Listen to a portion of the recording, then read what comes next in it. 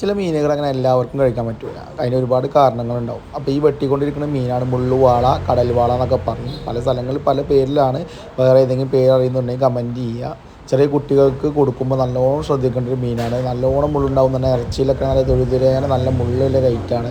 പക്ഷെ നല്ല ടേസ്റ്റി ആയിട്ടുള്ള റൈറ്റാണ്, നല്ല ടേസ്റ്റുള്ള റൈറ്റാണ്. അപ്പോൾ മാക്സിമം ഇത് കാണുന്ന ആൾക്കാരൊന്ന് ടേസ്റ്റ് ചെയ്യാൻ വേണ്ടിയിട്ട് കൊണ്ടുപോയിക്കൊണ്ടു. ചെറിയ കുട്ടികൾക്ക് കൊടുക്കുമ്പോൾ ശ്രദ്ധിക്കുക, കാരണം നല്ലോണം മുള്ളുള്ള റൈറ്റം മീനാണ്.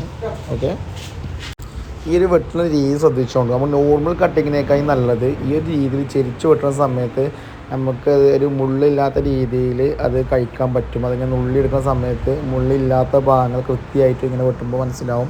ആ വെട്ടി കഴിഞ്ഞാൽ നമുക്ക് പീസ് തൊടുമ്പോൾ മനസ്സിലാവും. ഇങ്ങനെ ഈ ചെരിച്ച് വെട്ടുന്ന സമയത്ത് ഇതിൻ്റെ മുള്ള് എന്ത് ചെയ്യുക, നമുക്ക് മാക്സിമം ഒഴിവാക്കി എടുക്കേണ്ട രീതിയിൽ കിട്ടും പൊരിച്ച് കഴിഞ്ഞാൽ എന്നുള്ളത്. ഓക്കെ.